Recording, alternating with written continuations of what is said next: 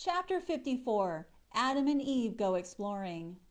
Then Adam and Eve stood up in the cave and prayed the whole of that night until the morning dawned. And when the sun was risen they both went out of the cave. Their heads were wandering from heaviness of sorrow, and they didn't know where they were going. And they walked in that condition to the southern border of the garden. And they began to go up that border until they came to the eastern border, beyond which there was no more land. And the cherub who guarded the garden was standing at the western gate, and guarding it against Adam and Eve, lest they should suddenly come into the garden.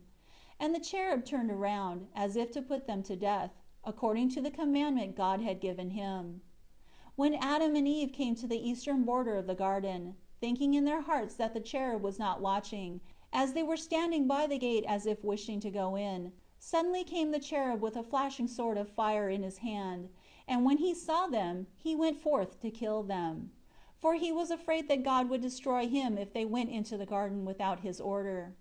And the sword of the cherub seemed to shoot flames a distance away from it.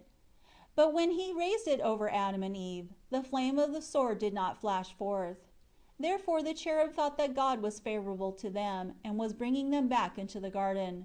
And the cherub stood wondering. He could not go up to heaven to determine God's order regarding their getting into the garden.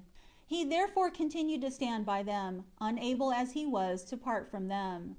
For he was afraid that if they should enter the garden without permission, God would destroy him. When Adam and Eve saw the cherub coming towards them with a flaming sword of fire in his hand, they fell on their faces from fear, and were as dead.